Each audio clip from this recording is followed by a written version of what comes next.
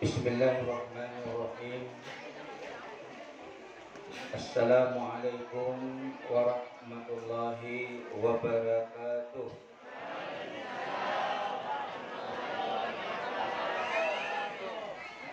Assalamualaikum warahmatullahi wabarakatuh.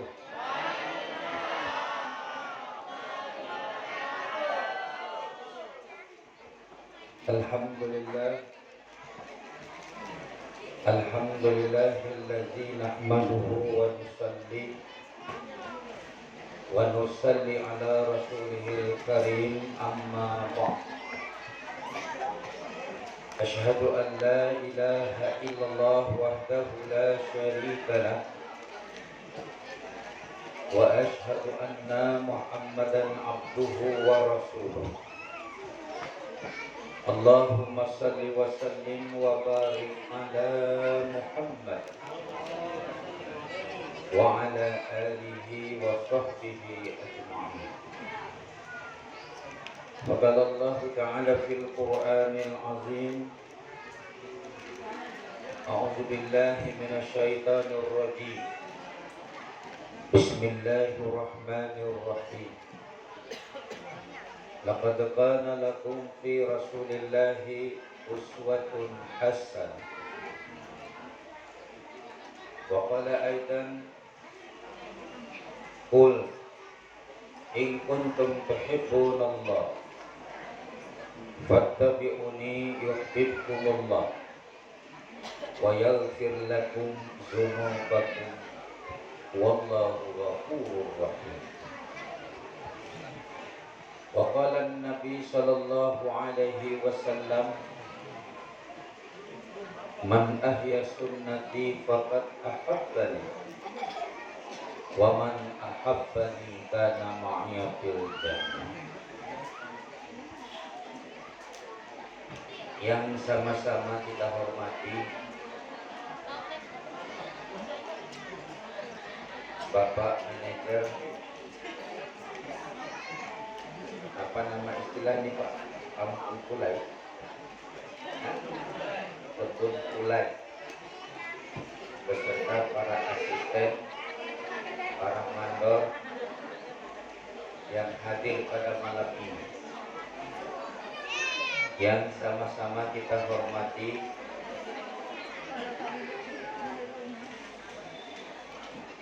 pengurus serta segenap panitia penyelenggara Maulid Nabi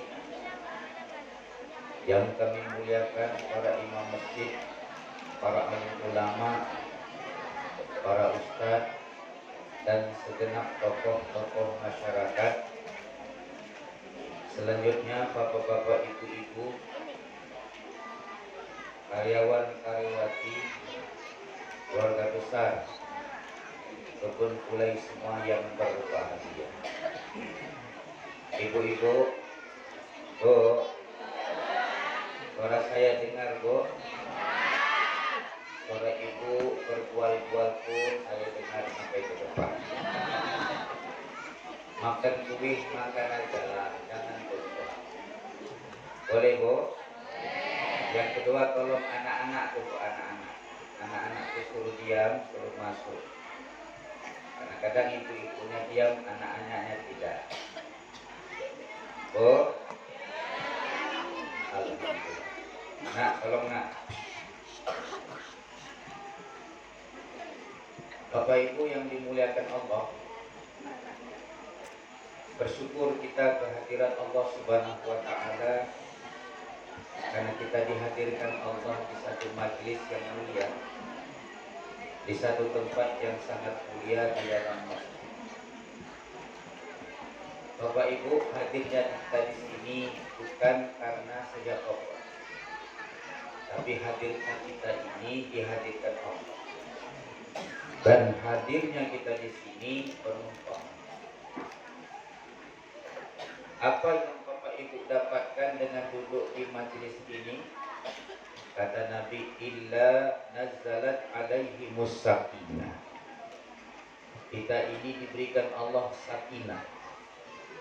Sakinah itu kalau bahasa kita ketenangan jiwa. Bapak Ibu duduk di sini, alhamdulillah tenang jiwa, tak sama duduk di kebun, duduk di rumah. Yang kedua kata Nabi, wa wasiyatuhumur rahmah. Kita ini semua dipenuhi rahmat oleh Allah. Wa khaffathumul malaikah. Hadirnya kita di sini dilingkungi malaikat-malaikat Allah. Dan malaikat-malaikat itu berdoa kepada kita, Allahumma firlahu warhamhu. Ya Allah, kasihanilah mereka. Ya Allah, ampunilah mereka. Dan yang paling hebat lagi, kita duduk di sini, apa kata Nabi? Wa zakarakumullahu fi man indah. Nama bapak-bapak, ibu-ibu beserta nama ayah ibu keturunan di atas kita di saat yang sama ini sedang dipuji-puji Allah di majlisnya malam. Tapi yang duduk di luar tak dapat, yang duduk di dalam saja. Maka itu yang keluar masuklah ke dalam. Hadirin yang dimuliakan Allah, mudah-mudahan kehadiran kita ini semua diterima oleh Allah dan Allah memberikan pahala kepada kita. Berselawat kita kepada Nabi. Allahumma salli ala Muhammad wa ala ali Muhammad. Di mana malam ini hajat kita bersama ingin memuliakan kelahiran Nabi, memperingati Maulid Nabi, dengan harapan mudah-mudahan kita semua ini betul-betul jadi pengikut-pengikut setia Nabi, mengamalkan sunnah-sunnah Nabi dan diberikan kemampuan melanjutkan perjuangan Nabi. Oh, masih ada ibu-ibu ini tak bisa tenang lah. Oh, suara saya dengar, suara ibu pun masih saya dengar juga. Bapak Ibu yang dimuliakan Allah, sebelum saya ceramah tentang Maulid Nabi, tadi saya sangat gembira panitia penyelenggara menyelenggarakan berbagai acara untuk anak-anak. Ya, nah, main handphone pula. Matikan handphone. Matikan handphone. Matikan handphone. Sini kamu. Bertiga tuh sini, empat sini. Bapak minta tolong sebelah, empat naik sini. Sini. Tidak, bapak tak marah, manggil aja. Sini nak, sini. Masa kamu? Sini. Sinilah. Halo. Yang laki-laki di luar, yang bersopan-sopan pemain handphone. Sini 4 orang sini maju. Sini maju. Nah, sini. 1, 2. Mana yang juara tadi ini? Yang perempuan sini 2 orang, sini yang perempuan. Perempuan 2, laki-laki 2. Sini. Laki-laki semua? Tak apalah. Sini, sebelah sini Pak Ustaz. Iya, sini 2. Ya. Tenang ya.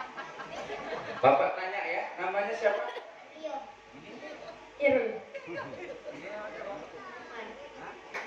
Mbak Wan.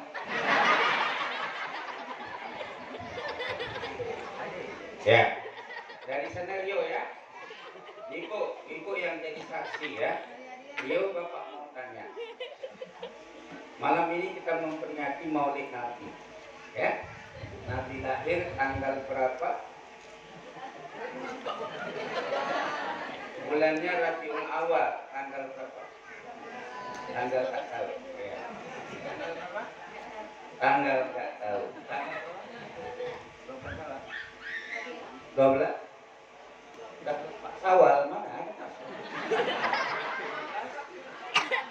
12 tak tahu.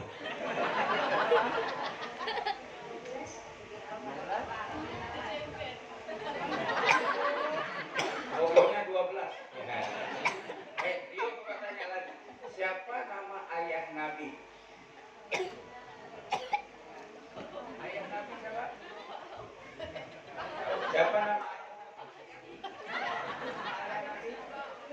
Abdullah. Bagus. Terima kasih ya, Mak. Siapa nama ibu Nabi? Mak Nabi, Mak Nabi. Mak. Mak. Aminah ya. Mak Nabi Aminah. Bapak Nabi? Siapa nama bapak Nabi? Bapak Nabi. Itu dia. Oke, nah bapak. Nah sekarang bapak mau nanya. Di TV itu ada kartun Malaysia, ya, anak kembar kepala botak. Kartun apa namanya tuh nak? Upin Upin. Ya, tuh. Upin Ipin itu dia punya kakak. Siapa nama kakaknya? Hah? Siapa nama kakak? Arul. Upin Ipin punya nenek. Neneknya namanya siapa? Tak tahu semua loh ya. Pak. Dia punya kawan dua sedikit namanya siapa? Naen.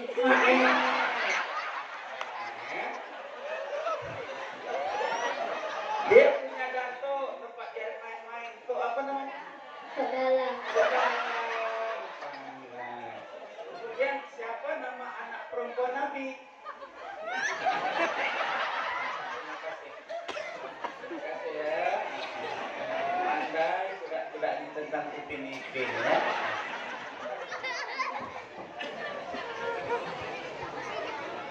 Luar biasa. Pak, anak-anak ini tidak salah, Pak. Yang salah itu saya. Ya. Bapak-bapak, ibu-ibu pun salah. Ya.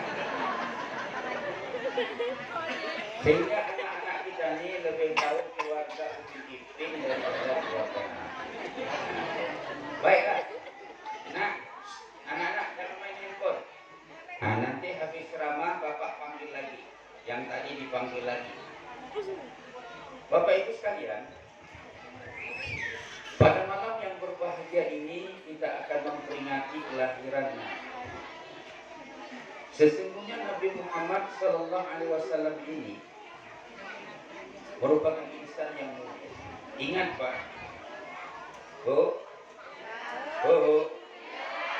Allah tidak jadikan ibu-ibu, Allah tidak jadikan bapak-bapak, Allah tidak jadikan Ka'bah, bahkan seluruh jagat raya ini kalaulah tidak karena Nabi Muhammad. Adanya alam ini termasuk PTP ini, kebun-kebun yang ada di sini, ini karena Muhammad Sallallahu Alaihi Wasallam. Kemudian yang kedua, Rasulullah Sallallahu Alaihi Wasallam ini insan yang mulia. Maka segala yang berkaitan dengan diri Nabi, termasuk kelahiran Nabi, itu berbeda dengan kelahiran biasa. Aminah, ibunya Rasulullah, itu mengandungkan Nabi tidak seperti ibu-ibu biasa mengandungkan anak. Kalau tidak percaya, boleh ditanya kepada ibu-ibu. Ibu-ibu ini kalau mengandung luar biasa beratnya. Ada model ibu-ibu mengandung itu Pak, serba mau muntah, mau makan muntah, cium ikan asin muntah, cium bau suaminya pun yang muntah. Ada ibu-ibu tuh model mengandungnya mau berdandan, mau bersolek saja. Pokoknya paling berat ibu-ibu tuh kalau mengandung. Bapak-bapak tidak merasa susahnya ibu-ibu mengandung, saya merasa.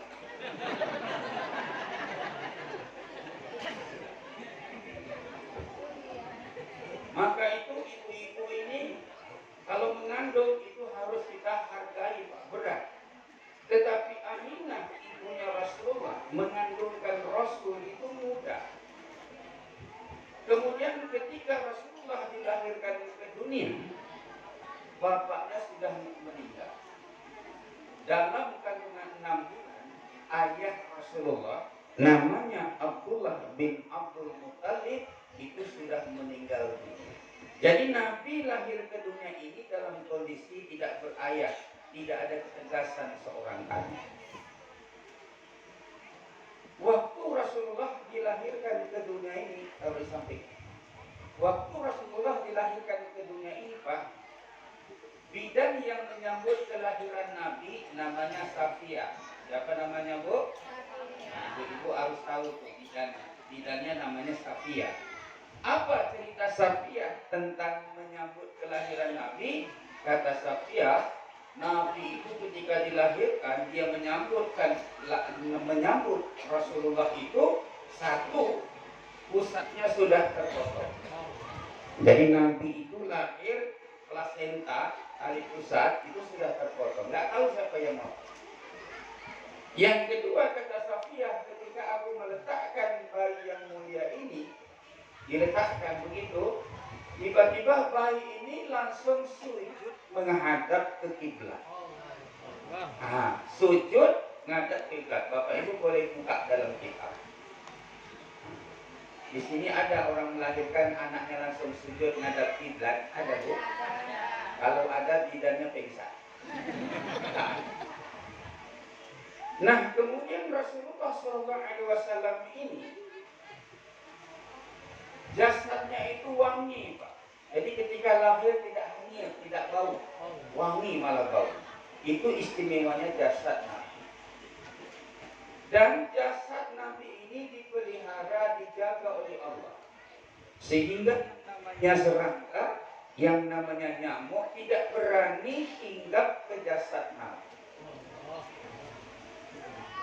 Kemudian ketika Nabi masih bayi, itu ada satu kebiasaan orang Arab. Anak-anak mereka kalau masih bayi itu disusukan wanita desa, supaya mereka mendapat susu yang baik. Nah, waktu Nabi lahir, banyak wanita-wanita desa ingin menyusukan anak orang Mekah. Tetapi begitu mereka melihat jasad Nabi, semuanya terkesan. Kalau bahasa Melayu, ini comelnya budak ini gemes di budak ini, senang semuanya. Bu, ini anak siapa? Kata Aminah, anak saya. Boleh saya menyusukannya? Boleh, tapi saya tidak bisa memberi upah. Aminah orang susah. Mendengar tak ada upah, bayinya diletak lagi. Sebab ibu-ibu zaman itu mata duitan. Nggak ada duit, nggak mau menyusukan. Tapi kalau ibu-ibu sekarang tidak. Saya rasa tidak berbeda juga. Datang lagi satu perempuan, kondisinya sama, ingin menyusukan Nabi, mendengar nggak ada upah, nggak jadi. Tiba-tiba datang pula satu wanita, paling belakang sekali. Wanita ini kurus, kata orang Melayu selekeh, badan tak terurus, rambut merembul macam orang hutan. Akhir susu tak ada. Sudah tu dia datang ke Mekah, ingin mengambil upah, naik pula, ontanya kurus. Jalannya tekemot-kemot. Sampai ke Mekah, orang sudah mendapat bayi, dia belum. Dan ketika dia menawarkan diri, saya rasa ibu-ibu pun tak mau menyusukan anak dengan wanita seperti itu. Semua menolak. Terima kasihlah. Siapa nama wanita ini? Halimatus Sa'diyah. Siapa namanya, Nak? Halimatus Sa'diyah. Tiba-tiba Halimatus Sa'diyah ini datang ke rumah Aminah. Melihat Rasulullah, dia terkesan. Boleh saya menyusukan anak ibu? Boleh, tapi aku tidak bisa memberi upah. Gak apa-apa, Bu, saya menyusukannya, gak perlu diupah. Begitu diambil oleh Halimatus Sa'diyah, terjadi perubahan jasad kepada Halimatus Sa'diyah ini luar biasa. Badan yang tadinya lemah menjadi kuat, air susu yang tak ada langsung banyak. Kemudian badannya itu segar. Yang menakjubkan lagi, ketika dia masuk rumah Aminah, untanya kurus. Sekali dia keluar rumah Aminah, untanya gemuk, kuat, sehat. Sehingga ketika dia menunggang unta itu, paling belakang dia berjalan, duluan sampai ke kampung. Berkah yang lain ketika sampai ke rumah, dia waktu itu meninggalkan suaminya sedang sakit. Datang saja Nabi ke rumah itu, suaminya sehat. Ternak-ternaknya jadi segar-segar, subur-subur semua.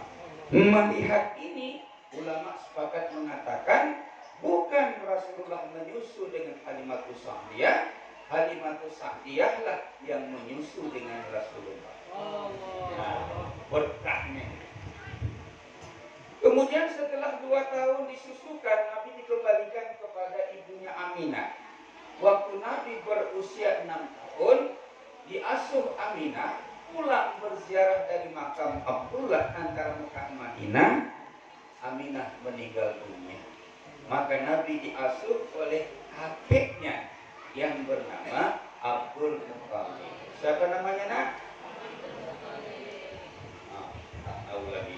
Siapa namanya? Baru saya sebut. Abdul Muttalib. Engkau dengar dah?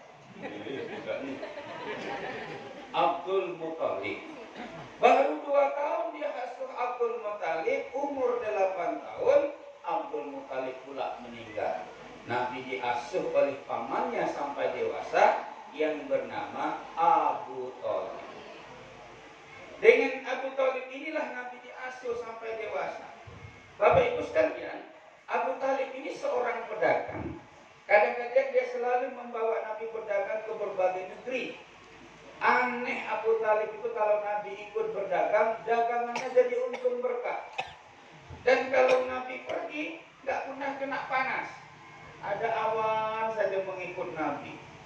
Dan satu hari, sampailah rombongan perdagangan Abu Thalib ini ke satu negeri, namanya Syam. Syam itu termasuk Jordan. Waktu sampai di situ, berjumpalah seorang pendeta namanya Bakhira. Jadi nama pendeta ini tetap ada kalau dalam sejarah Nabi. Siapa namanya? Bakhira. Melihat Rasulullah kecil, Bakhira bertanya, "Tuan, ini siapa?" "Ini ponakan saya, Muhammad. Boleh aku melihat?" "Boleh." Bakhira datang melihat Nabi. Terakhir, tengkuk Nabi ini disingkap kerahnya. Nampaklah di tengkuk ini, Pak, ada daging menonjol, tulisan Arab. Apa itu? Khatamam buah, Nabi terakhir. Nah, nanti ibu-ibu pulang boleh tengok tengkuk anak masing-masing ya. Apa yang ada, panau semua. Hadirin yang dimuliakan Allah, berkatalah Bakhira kepada Abu Thalib, "Abu Thalib, keponakanmu inilah adalah Nabi terakhir.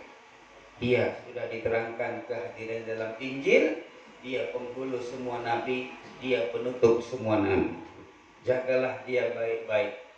Abu Thalib sudah semakin yakin karena melihat gelagat anak-anaknya. Dari peringkat anak-anak, Nabi ini sudah banyak kelebihan.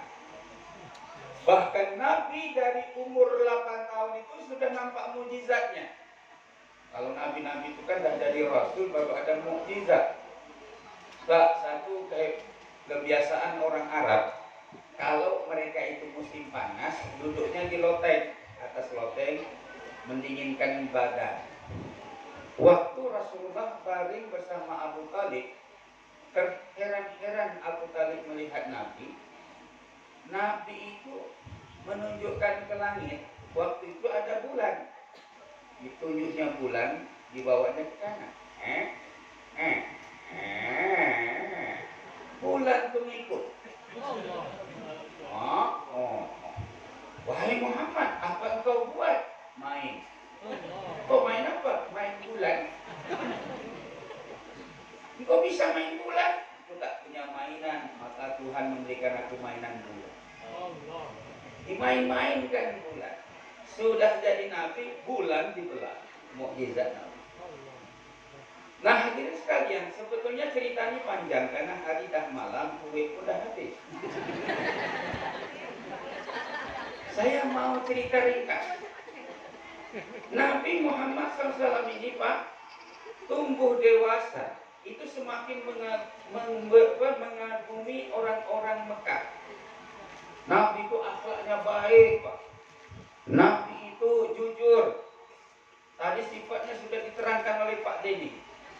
Dan satu lagi, Nabi ini orangnya bijak luar biasa. Orang Mekah melihat akhlak Nabi yang begitu dikagumi, tanpa Nabi minta, mereka memberi gelar kepada Nabi Al-Amin. Apa artinya itu? Orang dipercaya.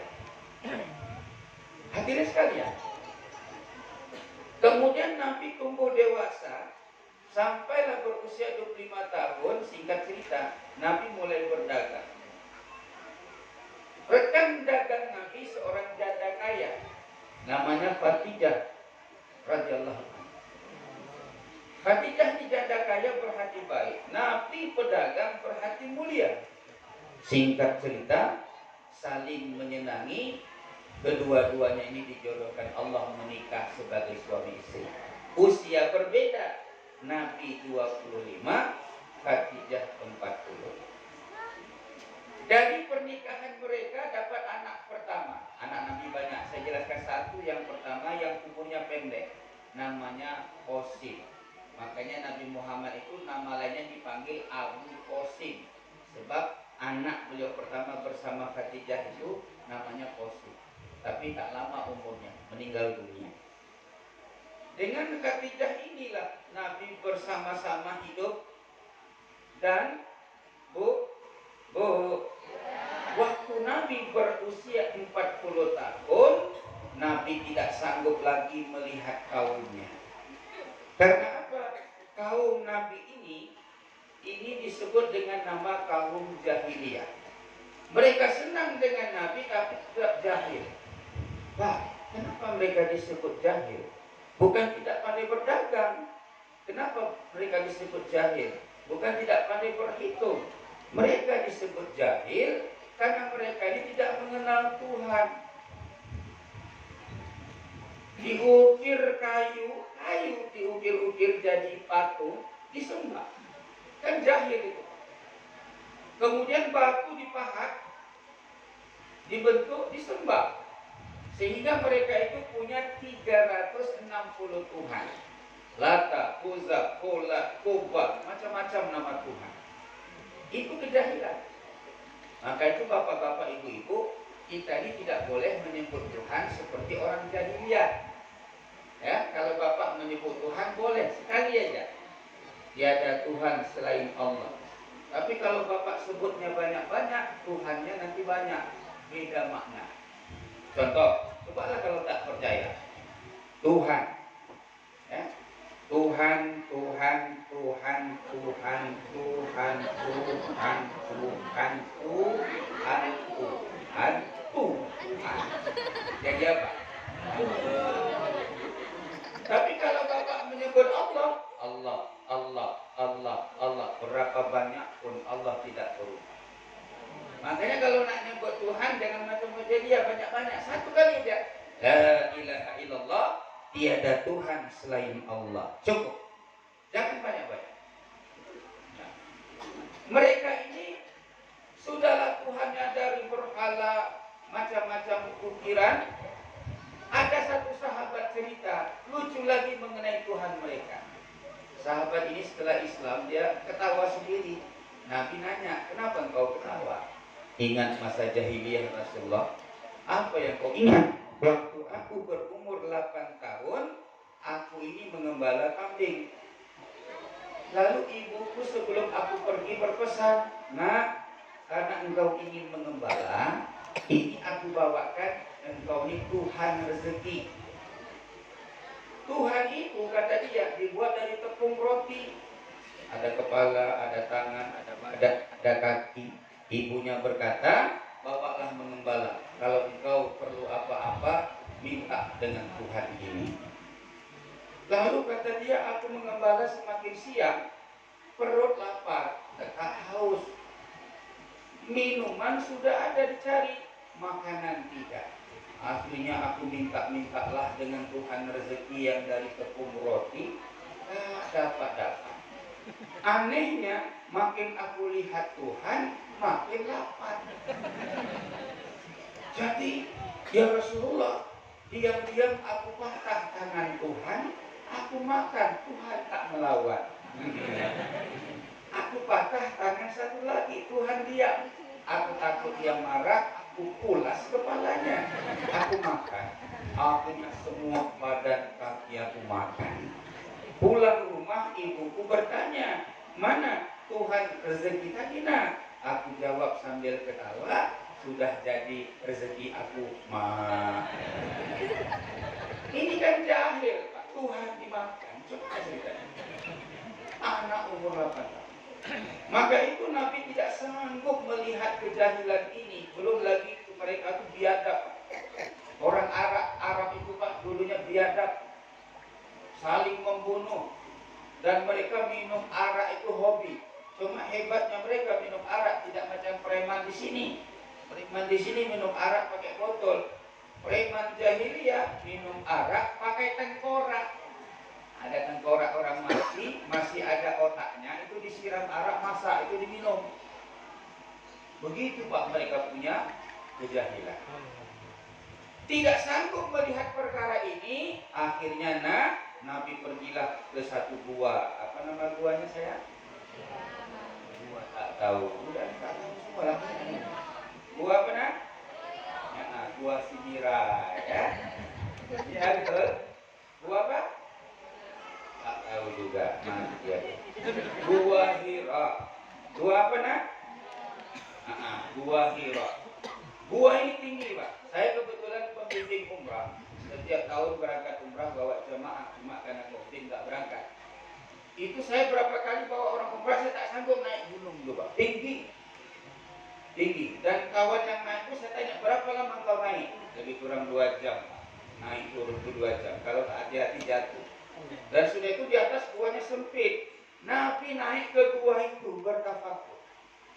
Yang kita kagumi, Nabi itu selama di situ kan makan minum. Siapa yang ngantar makan minum Nabi bolak-balik ke gua itu? Istri Nabi Fatimah. Ini yang bolak-balik mengantar makan minum Nabi. Ibu-ibu mau nggak kalau suami ibu-ibu risau melihat orang perkebunan ini nggak taat-taat, akhirnya dia naik ke gunung. Mau ibu ngantar makanan untuknya? Orang nanya, mana suami kamu? Suami saya naik gunung, tak apa dibuatnya di gunung, sudah gila kan? Tapi ketika faham yang dipikirkan suaminya, dia mengantarkan makan minum Nabi bolak-balik ke atas gua. Setelah 40 hari Nabi bertafakur memikirkan umatnya, tiba-tiba 17 Ramadan datang makhluk aneh bercahaya depan Nabi. Dia berkata, "Iqra." Nabi berkata, "La iqra." Aku tak pandai baca. Karena Nabi itu Pak orangnya umi itu tak pandai baca berkabung.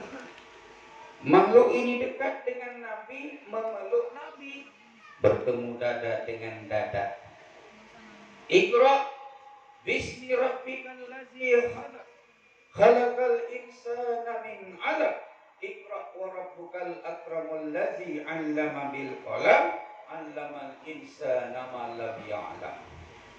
Akhirnya Nabi bisa mengulang kalimat ini sempurna, tidak ada yang tertinggal. Tetapi Nabi ketakutan Pak. Nabi galau. Nabi berlakukan sebesar jagung, serba salah perasaannya. Singkat cerita, segera Nabi turun dari gua, berjumpalah istrinya Khadijah, menceritakan apa yang dia alami. Khadijah radhiyallahu anha beriman dengan apa yang dijumpai Nabi, memastikan apa yang dialami itu. Khadijah membawa Nabi ke rumah sepupunya, namanya Warakah bin Naufal. Jadi kalau kita cerita sejarah Nabi, nama Warakah bin Naufal ini tetap ada, sebab dialah pendeta padri yang mewarisi ilmu Injil Nabi Isa. Ketika dibawa kepada Warakah bin Naufal, diceritakan apa yang terjadi. Apa kata Warakah? Khadijah, suamimu ini sudah diangkat menjadi nabi, sudah semua tanda rasul ada padanya, dan aku sudah lama tahu tentang ini dalam Injil. Pulanglah, siap-siaplah kalian menerima berbagai tantangan. Maka pulanglah Rasulullah dengan Khadijah, tetapi pulang ke rumah Rasul menggigil, Pak, menggigil. Berkata Rasulullah dengan Khadijah, selimuti aku. Diselimut dengan satu selimut, masih menggigil lagi. Selimut lagi ya Khadijah, selimut lagi, menggigil juga, selimut lagi. Sampai 7 lapis selimut, masih menggigil. Rupa-rupanya Bu, dalam selimut itu Jibril datang membawa wahyu yang kedua, surat Al-Mudatsir.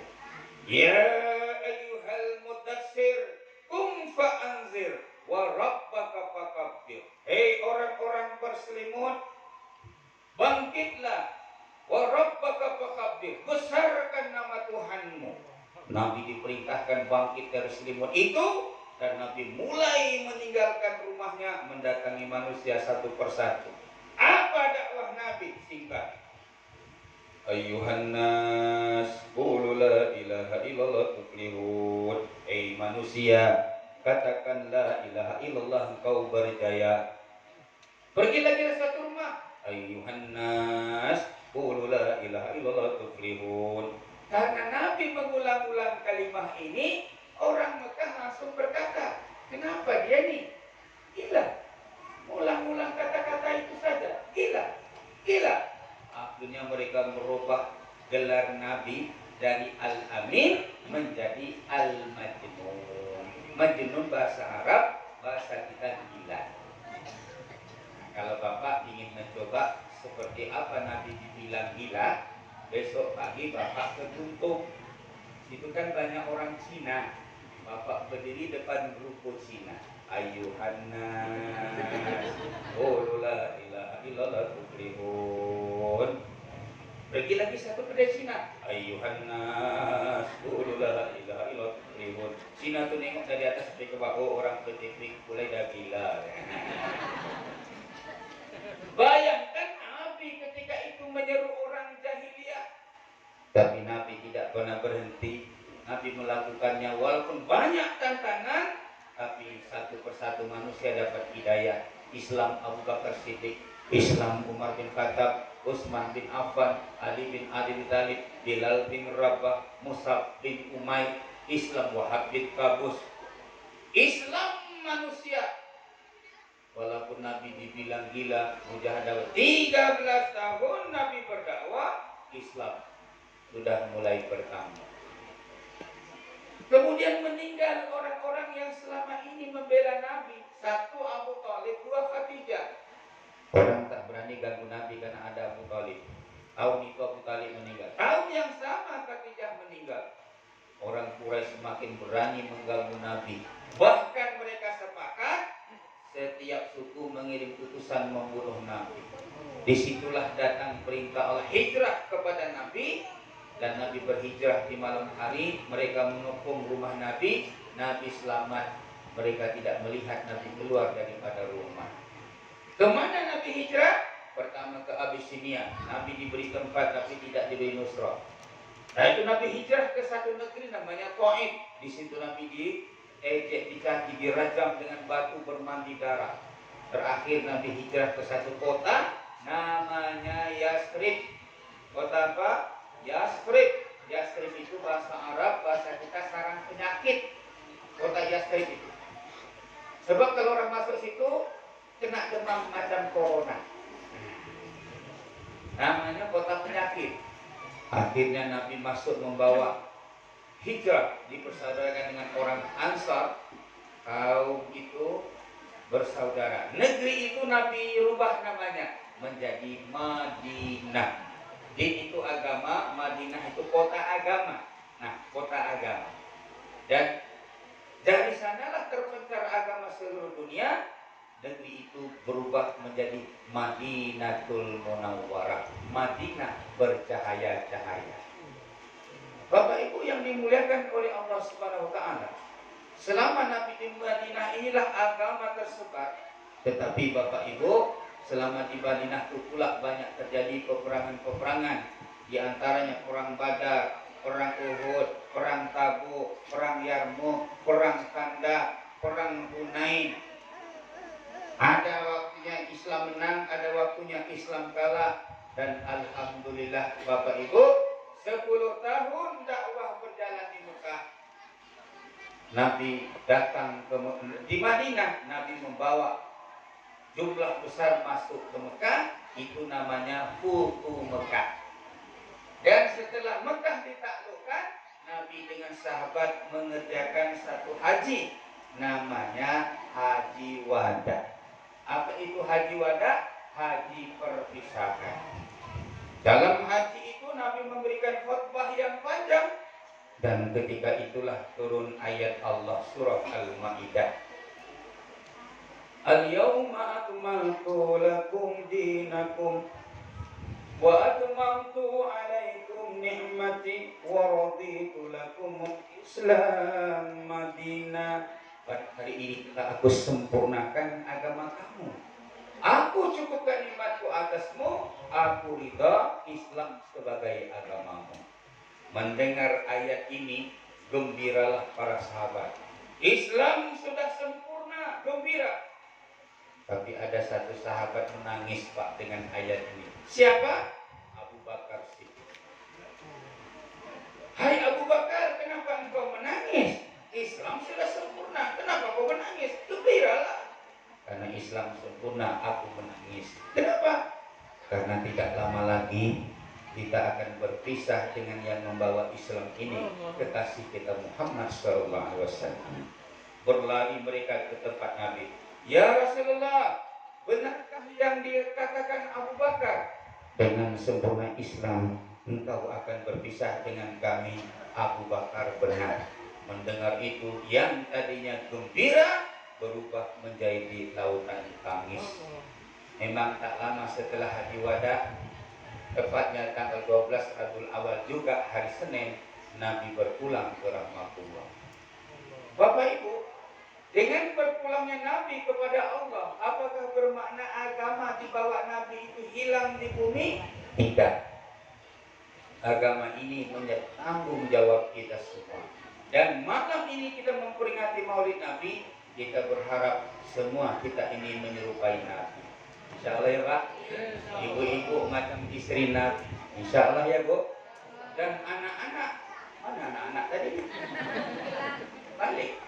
Anak-anak yang banyak-banyak tadi naik ke panggung ini, kita harapkan mereka ini menjadi anak-anak yang soleh, solehah, amin.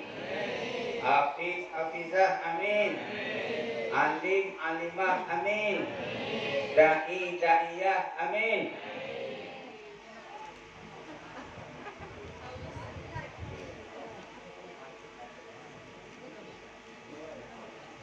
Bapak Ibu, apakah kita ingin anak-anak kita ini menjadi anak-anak yang baik, soleh-soleh, alim, alimah, hafiz, hafizah? Maka anak ini harus kita didik dengan cara Rasulullah. Siapa yang bertanggung jawab pertama mendidik anak? Ibu. Maka itu satu fungsi kaum ibu namanya murubiyah. Dengar ibu. Nah, ibu ini disebut murubiyah. Saya ulang lagi Pak, murubiyah. Apa itu Pak murubiyah? Mendidik anak secara sunnah. Apa kata Rasulullah? Madrasah pertama seorang anak ibu. Maka itu ketika Nabi ditanya, Pak, ketika Nabi ditanya, ya Rasulullah, siapa yang harus saya muliakan dalam hidup saya? Jawab Nabi apa? Ummuka. Siapa ya Rasulullah? Ummuka. Siapa ya Rasulullah? Ummuka. Ibu. Siapa ya Rasulullah? Ayah. Berapa kali disebut ibu? 3. Berapa kali Bu? 3. Bu, berapa kali? 3. Kenapa 3? Kenapa 3? Bu, kenapa ibu itu disebut 3?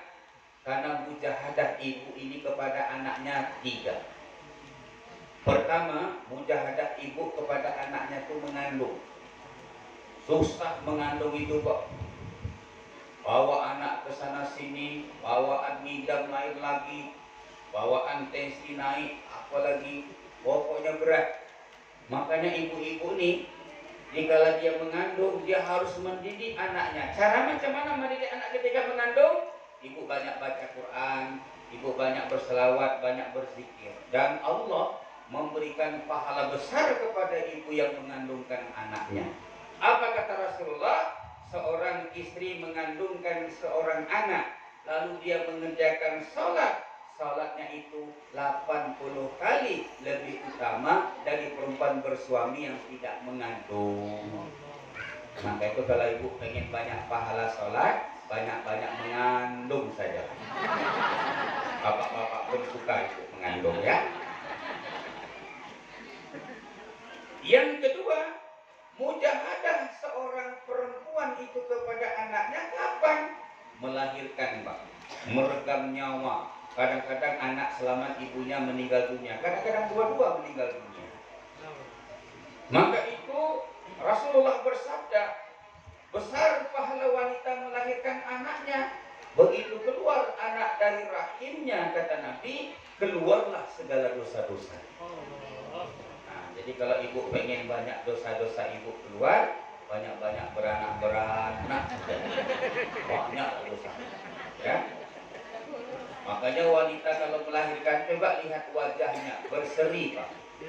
Lebih kurang 44 hari dia tidak ada amalan apa-apa, mengasuh anak. Diistirahatkan betul oleh Allah. Tak ada ibadah, semua tak boleh. Puasa tak boleh, haji semua tak boleh. Yang ketiga, mujahadah seorang ibu kepada anaknya kapan? Ketika masih kecil, bayi mengasuh. Berat ngasuh bayi itu, Pak. Ya, ibu-ibu baru nak makan, terganggu, ganggu. Baru kemudian nak mandi, ganggu. Tengok anak pipis, ganti lagi popoknya. Malam baru nak tidur, anak jaga, ternyata berak, terganggu. Anak tidur, bapak dia pula ganggu. Itu masalah. Hadirin yang dimuliakan Allah, saya mau nanya ke ibu-ibu, Bu, apa cara Nabi mengajarkan mendidik anak itu dari awal? Begitu lahir, Pak, begitu lahir, apa sunahnya Pak kepada anaknya? Sunahnya diapakan? Di azan, telinga kanan azan, telinga kiri diqomah. Makanya lahir anak azan. Nah, setelah diazankan, sunahnya apa, Bu? Apa dikasih?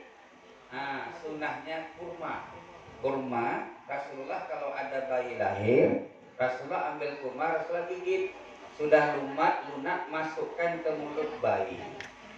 Pak, Nabi sudah tak ada. Carilah ulama pengganti Nabi. Bapak ibu yakin kesalehannya, suruh dia gigit kurma, kasih ke anak kita. Tapi dengan syarat ulamanya tidak merokok. Kalau umatnya merokok, suruh gigit kurma, dikasih ke anak, putih mata anak. Pak, jadi tak ada ulama begitu di sini, Pak. Kalau tidak ada, baru diganti. Apa gantinya, Bu? Madu. Ya, madu. Berapa tetes? 3 tetes. Usahakan madunya asli ya, Bu ya. Ibu tahu tak membedakan madu asli atau madu tak asli dibawa suami ke rumah? Tahu ya? Nah, kalau madu asli itu cirinya dia bawa ke rumah, pecah piring, pisau melayan, itu madu asli ya. Bapak-bapak pura-pura tak paham pula. Hadirin yang dimuliakan Allah. Kemudian setelah anak ini diberi kurma atau diberi madu 3 tetes, baru sunnah berikutnya dikasih susu ASI. Ya. Lalu umur anak 7 hari, apa yang Nabi ajarkan kepada kita kalau umur 7 hari? Kepalanya dibotak, ya, dicukur, Pak, cukur habis. Dan di umur 7 hari itulah sunnah anak diakikahkan. Yang akikah paling afdal umur 7 hari. Dan pada umur 7 hari itu, anak itu ditabalkan nama, dilantik nama. Namanya Bapak Ibu siapkan jauh-jauh hari, umur akikah 7 hari, istiharkan tabalan nama. Ya, umur 7 hari itu. Cuma saya minta tolong Bapak Ibu, kalau beri nama anak, beri nama anak itu baik-baik. Pak, kami pengen nama anak beda dengan yang lain, tapi berbahasa Arab, artinya bagus. Ibu beli buku. 1000 nama, 100 nama, 500 nama soleh soleha, ada semua di situ. Coba ibu lihat artinya. Wah, anak saya nampaknya cantik, perempuan yang tercantik, Jamila yang tercantik. Oh, anak saya ini laki-laki, nampak wajahnya lembut, hamba Allah yang lembut. Apa ya?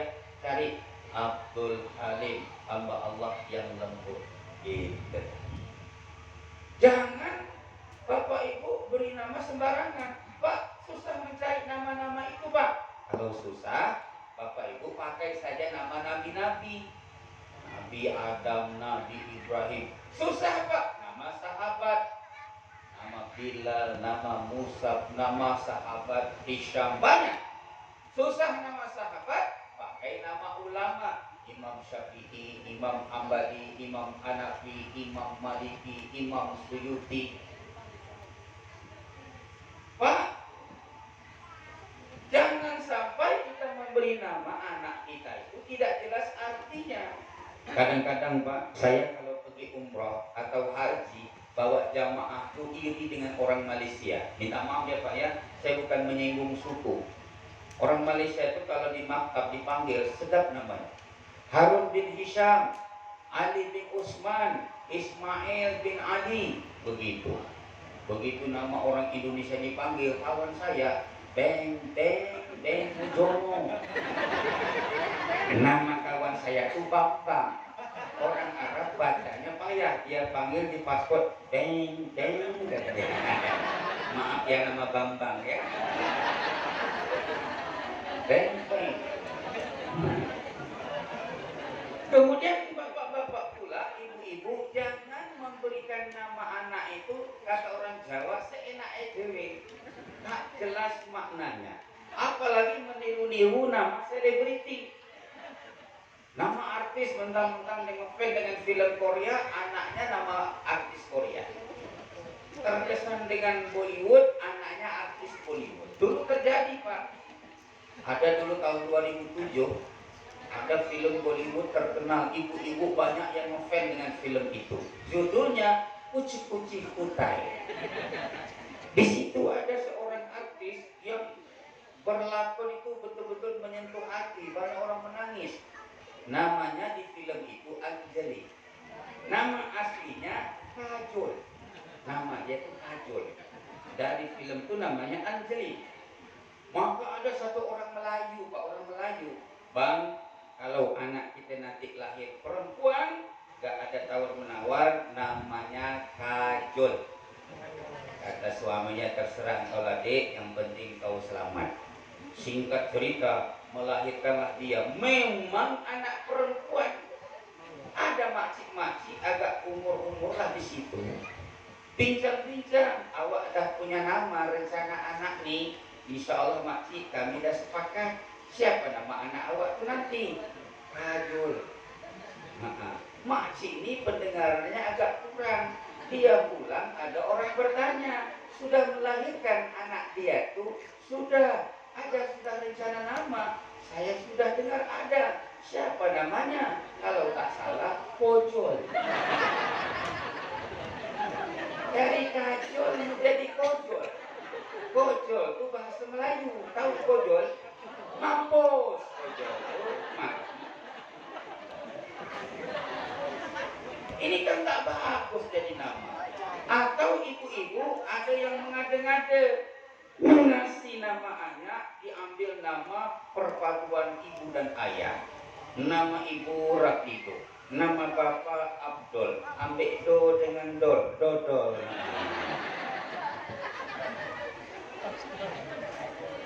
Jadi nama itu doa. Nabi suruh beri nama anak itu nama-nama yang baik. Ya, jadi yang namanya anaknya salah. Jadi itu kemarin kami di sekolah buku, kasihan anak itu, emaknya entah nggak tahu entah macam mana. Asli di STTB, nama anakku perempuan, namanya Fadina. Fadina itu kan tak bagus namanya. Jadi anak itu di sekolah jadi beban mental, dia sudah SMA baru dia tahu namanya Fadina, baru dia tahu apa arti Fadina. Akhirnya dipanggil Fagi. Kemudian begitu juga di salah satu sekolah di Tanjung Pinang, ini kawan saya arwah Pak Tan Mansur, dia mengupdate nama anak, manggil nama anak. Baru masuk anakku, ada anak itu namanya asli Pak Muhammad Kafirin. Saya Pak Temenung, ini guru agama nih. Nak sini nak, betul nama kamu ini? Betul Pak. Siapa kasih nama orang tua? Tengok ijazah dia, betul. Muhammad itu bagus. Kafirin itu apa? Kafir. Akhirnya nak, ini tak bisa dirubah, sudah ada ijazah. Engkau jangan pakai nama yang ini. Kalau orang tanya nama engkau siapa? Muhammad. Maka dia dipanggil Muhammad, tak berani menunjukkan ijazah. Muhammad Kafirin. Nah, makanya kalau nak bergaya Arab, beri nama anak, tanya para ulama, tanya Ustaz Abdul Rahman, tanya Ustaz imam-imam di sini, jangan sembarang kasih. Ya. Kemudian anak ini sudah mulai pandai bicara. Apa Nabi suruh Bu? Didik mereka.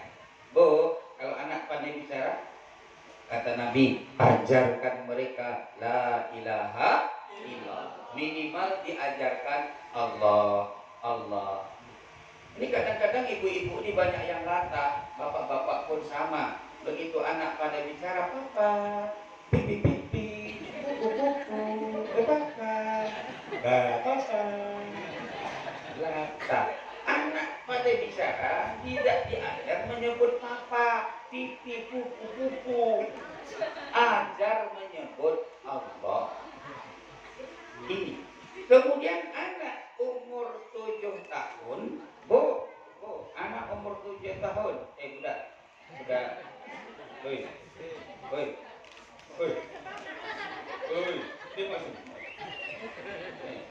Berapa umur? Umur berapa? Awak berapa? Hah? 7. 10. Ini 10. Ini berapa umur? 9. Ini 10 itu? 9. Nih. Umur 7 tahun disuruh sholat. Dan kalau sudah seperti budak ini 10 tahun, sunnah disebat. Dia tak mau sholat, sebat. Biar dia nangis. Misalnya anak-anak ini kalau umur 7 tahun, ibu suruh sholat, bapak suruh sholat, enggak boleh sebat kalau 7 tahun. Hanya bersuara. Nak, sholat nak. Mama ini sebentar lagi lah, sholat. Nanti lama sekali, sholat. Ketik buat. Tak boleh sebat. Umur 10 tahun, masih. Ngadap sini. Ini umur 10 tahun, ini sebat. Nak sholat, nak, anak lama lagi nonton Upin. Mau sholat tidak? Anak lama sebat. Biar dia nangis. Mak jahat, orang lambat sholat disebat. Jangan ambil wuduk tu nangis. Allahu Akbar. Bismillahirrahmanirrahim. Alhamdulillahirabbil alamin. Biar aja. Sunnah disebat.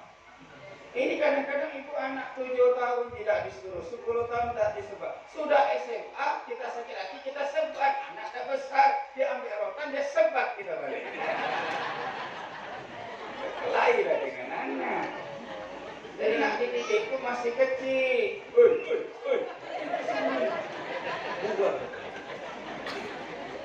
Hadirin yang dimuliakan Allah, umur sudah seperti ini, tidurnya dipisah, yang laki-laki di luar, yang perempuan di kamar. Walaupun adik-beradik, Nabi tak suruh tidurnya disamakan, itu dipisah. Yang laki-laki di luar. Ya? Kalau tak ada kamar di luar, jadi tanah pun tak apa-apa. Ya? Dan anak masih 10 tahun ini, kenalkan dia dengan tata cara Nabi, ajar dia akhlak Nabi. Ya, sini, empat sini, bapak sini. Sini tidak apa-apa. Aku turun lah, aku turun. Berdiri. Dia sini tidak apa-apa. Nah, ini kita tengok ya.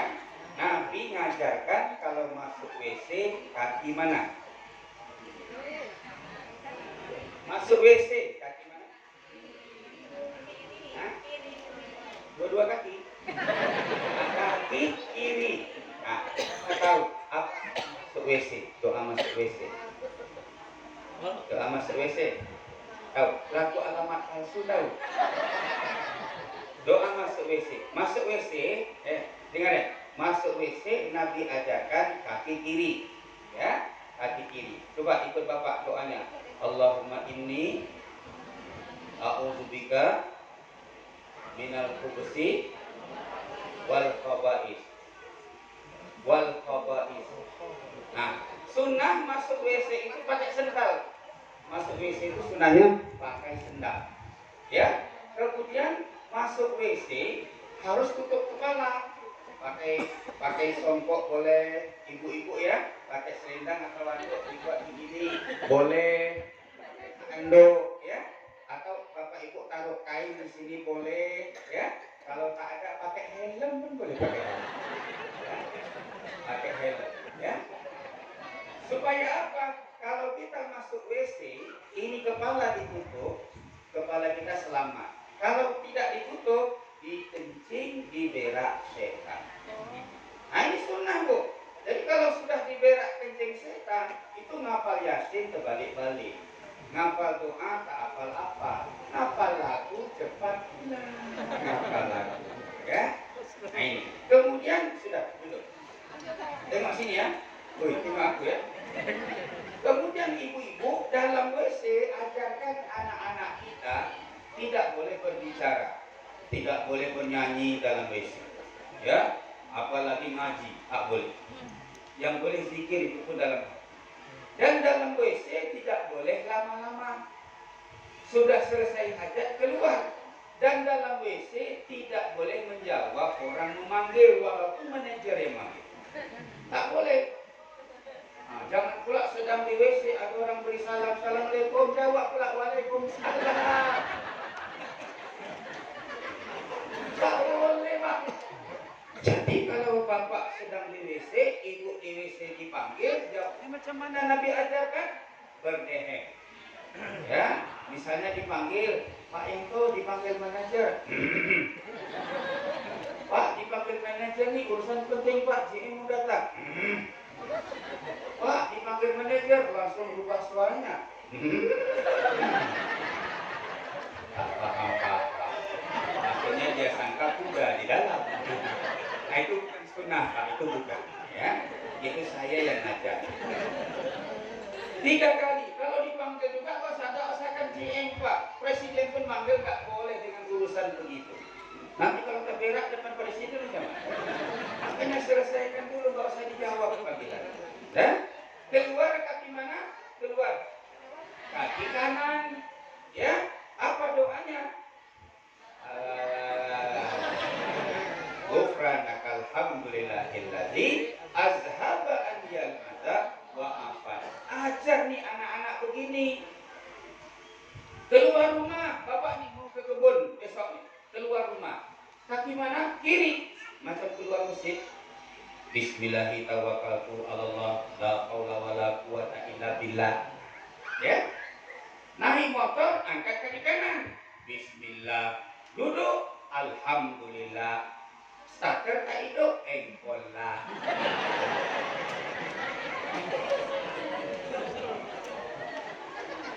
Allahu Akbar. Tak hidup, engkol lagi. Allahu Akbar. Tak hidup, engkol lagi. Allahu Akbar. Kena kaki. Alhamdulillah. Begitu kendaraan jalan mau ke kebun, jangan lupa doa. Ada di Quran. Subhanallazi sakana kaza wa ma kunna lahu muqrinin wa inna ila rabbina lamunqalibun. Kalau berjumpa jalan mendatar, apa dibaca? Alhamdulillah 3 kali. Kalau jalannya mendaki, Allahu Akbar. Kalau menurun, subhanallah. Kalau berbelok-belok, la haula wala quwata illa billah. Melewati jembatan, Pak, kecil atau panjang?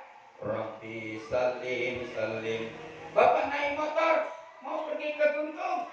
Bismillahirrahmanirrahim wa mursaha inna rabbi laghafurur rahim. Ini tata cara diajar Nabi bersafar. Ajarkan sama anak-anak kita. Dan kalau Bapak Ibu mengamalkan ini, sepanjang perjalanan safar bernilai ibadah.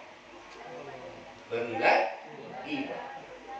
Jangan sampai anak kita nggak tahu.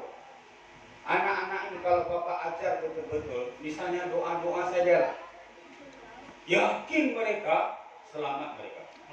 Saya kasih contoh. Dulu ada anak kecil, Pak, umur 8 tahun lah. Dia ini belajar doa sama ibunya. Bu, belajar doa sama ibu. Mestinya ibu. Semua doa diajar ibunya, dia tidak hafal. Dia cuma hafal satu doa saja, doa makan. Nah, apa doa makannya? Allahumma barik lana fima razaqtana wa qina azabannar. Cepat hafal. Nah, doa makan. Akhirnya maknya putus asa berkata, "Nah, meskipun kau tidak hafal semua doa diajar Nabi, mak bangga kau hafal doa makan. Pesan emak satu. Apa, mak? Nanti kalau kau bertemu masalah apa saja, kau baca saja itu doa minta tolong dengan Allah." Iya, mak. Iya. Rupanya malam Jumat, Pak, anak-anak ini pulang mengaji lewat kuburan. Namanya anak-anak kalau sudah lewat kuburan terbayang apa? Kuntilanak. Rupanya betul, Pak. Begitu mereka lewat di kuburan itu bau kemenyan. Gak lama lembaga putih rambut panjang terbang sambil ketawa. Mendengar ketawa kuntilanak, anak-anak yang pulang mengaji lari semua. Anak yang hafal doa tadi dia tak lari, dia ingat pesan emak. Dia tunggu kuntilanak. Kuntilanak bingung, kenapa semua anak-anak lari, anak ini tidak? Kuntilanak mendekat. Begitu dekat, anak ini ingat pesan emak, baca doa. Allahumma barik lana fima razaqtana wa qina azabannar. Baca saja dengan yakin, kuntilanak lari ketakutan. Lari. Kuntilanak ditanya, "Hai kuntilanak, kenapa engkau lari dengan doa si kuda?" Kuntilanak menggigil menjawab, "Selama aku jadi kuntilanak, aku belum pernah dimakan kuda." Rupanya kuntilanak ada paham doa makan. Jangan-jangan bapak makan kue habis tak pakai doa, tak?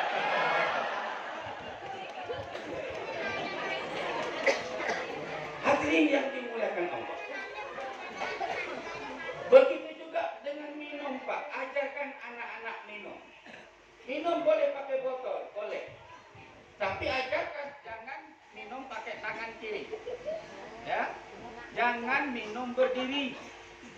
Nah, cara megang gelas atau botol saya kasih tahu begini. Megangnya gini, Pak. Ini kelingking di bawah. Jadi kalau bapak minum air, ini sunnahnya gini pegangnya nih, kelingking di bawah. Kenapa? Kalau ini air panas, ternyata ada yang buku racun.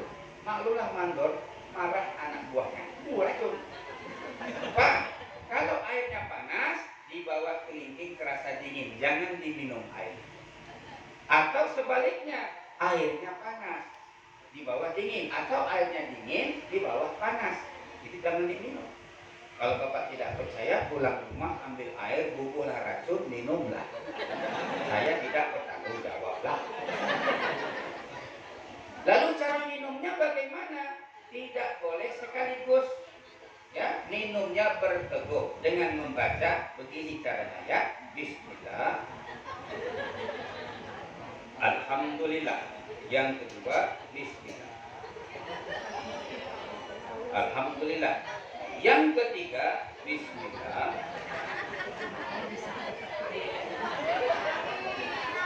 Habiskanlah. Jangan minumnya sekaligus. Nah, jangan minum begini. Bismillah. Kalau mau nengok onta, itu onta.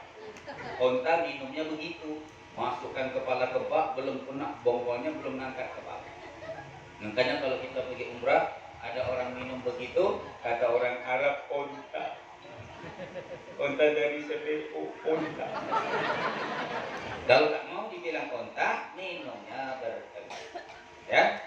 Nah, Bapak Ibu, semua adab-adab sunnah ini kita ajar dengan anak. Dan kita juga mempraktekkan. Kenapa? Maaf ya, maaf. Pak, sudah jam 10.20, masih boleh diteruskan? Masalah besok bekerja? Besok hari Minggu kerja? Boleh saya lanjut Pak Manajer? Dikit lagi. Saya ceramah tak lama-lama, sampai selesai saja. Nah Bapak, Ibu, saya minta maaf. Saya betul-betul minta maaf. Kalau dalam hidup kita ini, kita tidak mau mengamalkan sunnah-sunnah Nabi, kita tidak mau mencontoh Nabi, meneladani Nabi, minta maaf Pak, jangan marah. Apa yang kita lakukan bersama setan? Ya, karena jalan hidup itu hanya dua, jalan Rasulullah, jalan setan. Siang malam, laki-laki perempuan, pasangan jalan Rasul, jalan setan. Pada suatu hari, menjelmalah iblis dengan wajah aslinya di hadapan Nabi. Ini kejadian, Pak. Siapa kamu? Iblis. Mengapa kamu datang kepadaku, wahai iblis? Aku disuruh Allah menjawab pertanyaanmu, ya Muhammad. Lalu kata Nabi, kenapa? Kenapa kau datang? Aku disuruh jawab pertanyaanmu. Nabi bertanya, iblis, siapa manusia yang paling kau takuti? Engkau, ya Muhammad. Kata Nabi, kenapa aku? Kata iblis, karena apa yang kau kerjakan, ya Muhammad, aku tidak bisa bercampur dengannya. Maka itu kalau Bapak Ibu membuat satu perkara mencontoh Nabi, iblis tidak bercampur di situ. Makan dengan bismillah cara Nabi, iblis tidak ikut makan. Minum dengan cara Nabi, iblis tidak ikut minum. Bapak Ibu bersafar keluar rumah dengan cara iblis tak ikut bersafar. Maaf, berhubungan kita suami istri pakai tata cara Nabi, iblis tak ikut dengan hubungan suami istri. Tapi kalau kita tidak melakukan dengan sunnah, itu amal bercampur iblis. Saya tahu Pak, Bapak Ibu tahu nggak, di dalam diri kita ini semua punya setan. Semua ada setan. Apa nama setan di badan kita ini? Kiri. Setannya namanya setan kiri. Dan setan di badan kita ini ada dua macam. Ada setan kurus, ada setan gemuk. Nah, saya nyebut setan gemuk, janganlah lihat saya besar-besar matanya. Ini Pak Ustadz gemuk, setannya gemuk. Setan bukan ikut badan, setan ikut amalan. Pak, saya punya pengalaman. Dulu ada satu kabupaten mengundang saya ceramah 5 hari dalam rangka halal bihalal dan ulang tahun kabupaten itu. Saya ceramah mewakili provinsi, Pak Zainuddin MZ mewakili ibu kota. Ditemanilah 2 orang artis ibu kota terkenal. Ketika ceramah dengan Pak Zainuddin nih Pak, ada satu ceramah beliau saya sangat sekarang masih teringat terkesan. Dan itu ada di kitab. Bapak tahu tentang apa? Tentang bertemu 2 ekor setan. Arwah Pak Zainuddin MZ mengatakan satu ketika dengan kuasa Allah, Allah mengeluarkan setan dari badan manusia. Yang satu setan kurus, yang satu setan gemuk.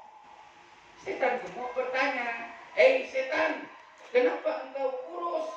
Kata setan kurus, "Aku ini susah. Orang yang aku goda paham sekali sama sunnah. Engkau tahu ketika makan, aku ingin bersama dia makan. Dia makan pakai cuci tangan, dia baca bismillah, dia makan seperti Rasulullah. Aku tak bisa bersama dia makan. Dia minum pakai tangan kanan, bismillah berteguk. Dia minum berkali-kali, aku kehausan di badan. Maaf, dia bersama istrinya pakai adab, pakai doa. Allahumma jannibni syaitana wa jannibi syaitana ma razaqtana. Aku hanya nengok mereka saja. Kata setan gemuk, aku sedap. Kenapa? Orang yang aku goda tak tahu sama sunnah. Engkau tahu dia makan, enggak usahkan cuci tangan. Bismillah pun tidak. Makan pakai tangan kiri. Dia makan gak tambuh-tambuh ngangkanya aja di badannya.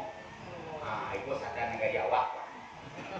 Dia minum sudah gak pakai tangan kiri, berdiri pula. Yang minum dia, yang puas itu aku. Maaf, dia bersama istrinya tak pakai adab, tak pakai doa. Yang melakukan dia, yang menzinahi istrinya aku.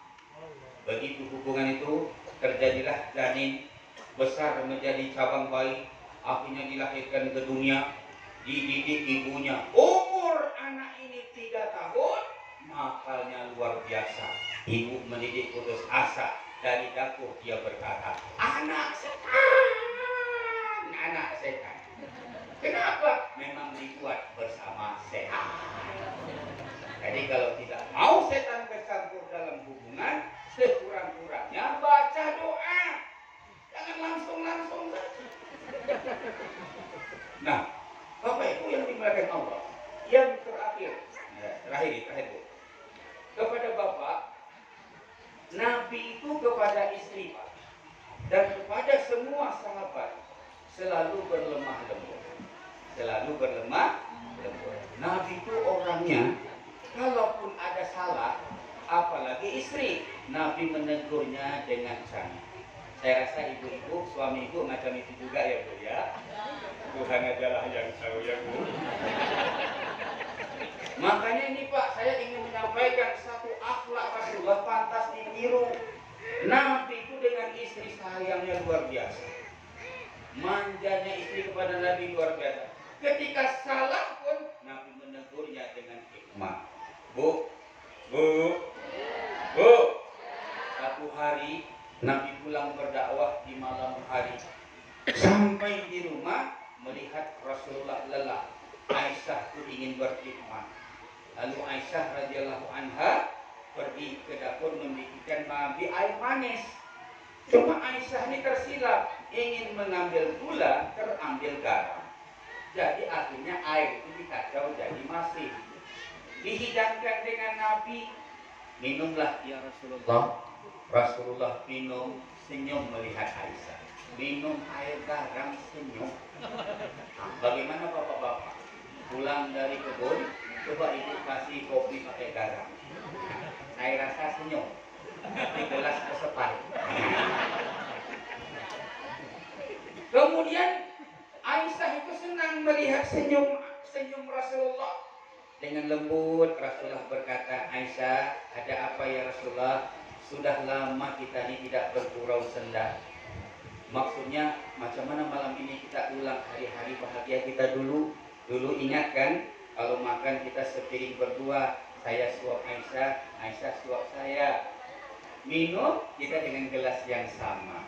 Bagaimana malam ini kita mengulang hari bahagia itu? Saya sudah minum air ini, Aisyah minum pula lah. Aisyah pun senang diajak minum begitu. Aisyah pun ambil gelas tadi minum baru paham air garam. Begitu Nabi dengan Aisyah. Maka itu bapak-bapak pulang nanti jangan mudah marah kepada istri. Walaupun bapak dimarah mandor, walaupun bapak dimarah manajer. Kalau sudah sampai ke rumah, hargai istri. Kenapa? Laki-laki yang baik kata Nabi, dialah berakhlak baik kepada istri. Nah, kemudian kepada bapak-bapak, mari sama-sama kita tegakkan sunnah. Tanda bapak mencintai Nabi, ikutilah sunnah. Ini syarat. Man ahya sunnati faqad ahabbani wa man ahabbani kana ma'aya fil jannah. Barang siapa menghidupkan sunnahku, sungguh dia cinta kepadaku. Yang cinta kepadaku bersama aku dalam surga. Maka itu kita semua cara ikut Nabi. Apalagi sholat. Apa kata Nabi? Sallu kama ra'aitumuni sholli. Sholatlah kamu seperti melihat aku sholat. Saya tanya bapak-bapak, selama hidup Nabi, pernahkah Nabi sholat di rumah untuk sholat 5 waktu? Pernah? Tidak. Nabi pingsan-pingsan pun dibawa ke masjid. Kalau ibu-ibu boleh. Ibu-ibu nih Pak, dia boleh sholat di rumah. bahkan pahalanya lebih besar. Ke masjid boleh, tapi bisa menjaga diri. Tapi kalau ke masjid nampak aurat, kalau masjid suaranya besar, lebih bagus sholat di rumah. Ke masjid tidak dilarang, tapi jaga. Tapi wanita lebih afdal. Bapak ke masjid itu yang Nabi contohkan. Pak, ada juga orang berkata, Pak sama aja, Pak sholat di masjid sama di rumah. Siapa bilang sama? Nabi bilang berbeda, dia pula bilang sama. Salat di masjid ini Pak, pahalanya 27. Salat di rumah 1. Sama 27 dengan 1. Bapak kalau jual sawit, di depan rumah untung 1.000, di depan masjid untung 27.000. Di mana mau jualan? Di mana? Depan masjid, walaupun jauh. Kenapa salat di rumah nggak mau di masjid? Padahal kalau Bapak pergi masjid, wudhu Bapak dari rumah. Ini sarannya Pak ya, wudhu rumah. Begitu Bapak keluar rumah pakai baju, apa kata Nabi? Seperti dia memakai baju ihram menunaikan haji dan umrah yang mabrur. Sudah dapat pahala haji umrah, Bapak pergi masjid, berjalan kaki. Apa kata Nabi? 1 langkah dosanya dihapuskan, 1 langkah pahala diberi, derajat dinaikkan. Dulu ada satu suku di Madinah namanya Abu Salmah, suku Banu Salmah. Datang ketua suku Abu Salamah kepada Nabi, ya Rasulullah, izinkan kami bikin rumah dekat masjid supaya mudah kami ke masjid. Kata Nabi, tinggallah di mana kamu tinggal, karena selangkah kakimu ke masjid pahala diberi, langkah lagi dosa dihapuskan, langkah berikut pahala diberi, derajat dinaikkan. Mendengar hadis ini, Banu Salamah tak jadi pindah. Yang rumah dekat kecewa, rugi kita rumah dekat ya, langkah kita sedikit, Banu Salamah jauh. Akhirnya karena mereka tidak mau rugi pahala, sudah berwudu, mereka datang ke masjid, jalannya lambat-lambat. Jadi Pak Manajer boleh praktikkan besok ya, jalannya lambat-lambat, jadi dekat ya. Ya rumah dekat sampai begitu. Ini kita rumah dekat ini bukannya jauh-jauh sana. Masa ke kebun sawit sampai ke masjid tak sampai? Mana lebih jauh kebun sawit Bapak sama masjid? Kebun, jalannya hutan lagi. Sampai. Kan masjid tak sampai. Awak tidak ke masjid, jauh. Kebun sawit di mana? Sana. Dekat. Tak ke masjid, jauh. Nah, Bapak hadirin yang dimuliakan oleh Allah Subhanahu wa Ta'ala, kalau bapak-bapak ini memakmurkan masjid ini berjamaah, dunia Bapak pun diberkahi Allah. Ini Bapak nih Pak, sawit ini sawit ini Bapak tanam di bumi Allah, Allah yang punya.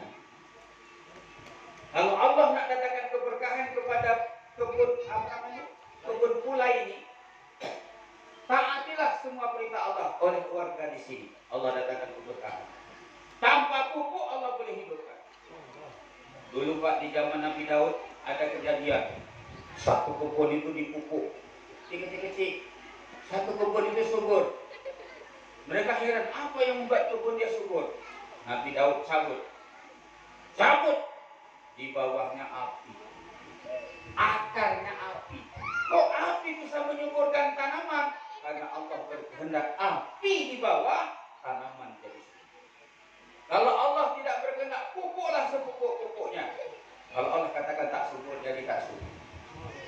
Nah, maka itu Bapak, ada hubungan ketaatan kita kepada Allah, ketaatan kepada Nabi dengan berkah kerja kita, apalagi kita kerja dengan bumi Allah. Kalau Allah kita jaga hubungan dengannya, segala-galanya mudah. Ya Pak? Nampaknya Bapak Ibu sudah mulai tidak enak melihat saya. Ada yang melihat saya seperti ayam panggang, ada yang nengok saya dah macam kue donat, ada juga nengok saya macam buah sawit. Saya tutup sajalah ceramah ini, karena ceramah saya masih panjang, saya nak sambung besok pagi. Di masjid apa Pak? Mana itu? Al-Mukhlisin. Datang ya Bapak Ibu ya. Dan besok tak kerja ya. Saya akan sambung to be continued besok. Ya. Besok karena pagi kita agak panjang sedikit. Ya. Bapak Ibu, saya minta maaf. Anak-anak juga, nak, bu. Saya minta maaf kalau ibu-ibu saya tegur, bapak-bapak saya tegur, dan minta maaf kalau ceramah saya kasar.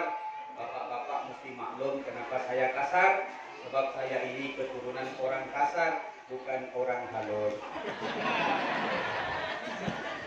Kalau ada jarum yang patah janganlah disimpan di dalam peti. Kalau ceramah yang saya sampaikan salah, janganlah Pak Manajer tak mengundang saya lagi. Cendrawasih hinggap di kayu, terima kasih, thank you. Mari kita doa. Saya doa.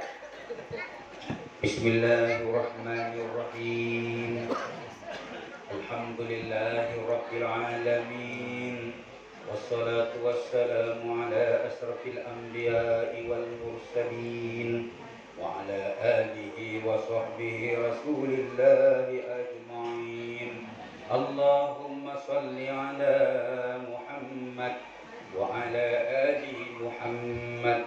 Allahumma ighfir lana dhunubana wa liwalidayna warhamhuma kama rabbayana saghira wa li jami'il mu'minina wal mu'minat wal muslimina wal muslimat al ahya'i minhum wal amwat wa tabi' bainana wa bainahum bil khairat rabbighfir warham wa anta khairur rahimin ya arhamar rahimin ya arhamar rahimin ya arhamar rahimin.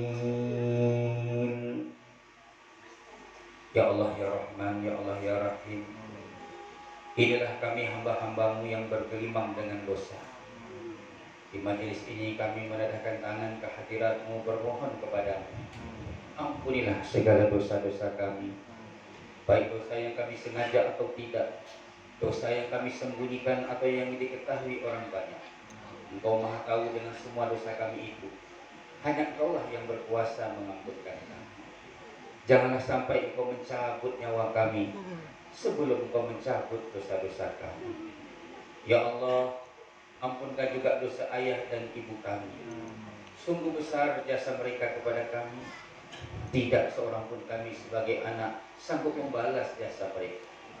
Tetapi kami sadar ya Allah, kedua orang tua kami tidak luput dari berbuat dosa. Bahkan dosa yang mereka lakukan demi cinta kepada kami. Ayah kami berjuang mencari nafkah membesarkan kami ya Allah. Kadang-kadang meninggalkan sholat, kadang-kadang mengambil uang subhat, bahkan kadang-kadang mengambil uang haram demi nafkah untuk kami. Berdosa ayah kami karena memberi nafkah kepada kami. Kami sadar beratnya menjadi seorang ayah setelah kami menjadi ayah bagi anak-anak kami ya Allah. Begitu juga dengan ibu yang siang malam mengasuh kami. Kadang-kadang meninggalkan sholat, membatalkan puasa demi mengasuh kami semua. Ya Allah, kami sadar beratnya menjadi seorang ibu setelah kami menjadi ibu bagi anak-anak kami. Ya Allah, bagi orang tua kami yang masih hidup di alam dunia, berikan hidayah untuk taat kepadamu. Gunakan sisa umur mereka untuk mengabdi kepadamu. Dan bagi kedua orang tua kami yang sudah berada di alam kubur, lepaskan mereka dari azab kubur. Lepaskan mereka dari siksa kubur. Tolong jadikan kubur mereka taman-taman surga. Jangan Engkau menjadikan kubur mereka lembah-lembah neraka. Ya Allah, ampunkan juga istri kami. Jadikan istri kami istri yang solehah, istri yang baik, istri yang sejati. Ampunkan dosa anak kami. Jadikan anak-anak kami anak soleh-solehah, hafiz-hafizah, alim-alimah dan hidayah.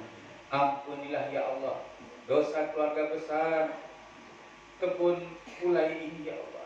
Ampunkan dosa keluarga besar perkebunan di kebun pulai ini ya Allah. Ya Allah, berkahi rezeki ke orang-orang sini dari langit dan dari bumi. Berkahi rezeki sawit yang mereka olah, berkahi ikhtiar yang mereka kerjakan. Ya Allah, kami mohon kepadamu, jauhkan musibah mendatangi kami, jauhkan musibah menimpa kami. Cukuplah musibah yang sudah terjadi menjadi pelajaran bagi kami. Kekalkanlah rumah tangga kami, dapatkan kami bersama di dunia, bersama di surga. Hindarkan pertengkaran, perselisihan, apalagi perceraian dalam rumah tangga kami. Ya Allah, kami mohon kepada mendapat kami hidup bersama dengan istri anak kami, keluarga kerabat kami, ayah ibu kami, semuanya di dalam surga. Selamatkanlah umat ini semua dari api neraka ya Allah. Ya Allah, kabulkanlah doa kami. Kami tidak sempurna berdoa sebagaimana seorang Rabbana zalamna anfusana أنفسنا وإن لم تغفر لنا وترحمنا لنكونن من الخاسرين ربنا آتنا في الدنيا حسنة وفي الآخرة حسنة وقنا عذاب النار وقنا عذاب النار وقنا عذاب النار سبحان ربك رب العزة عما يصفون وسلام على المرسلين والحمد لله رب العالمين تقبل الله منكم منا ومنكم تقبل يا كريم subhanallah bihamdihi subhanakallah bihamdika asyhadu an la ilaha illa anta astaghfiruka wa atubu ilaik assalamualaikum warahmatullahi wabarakatuh.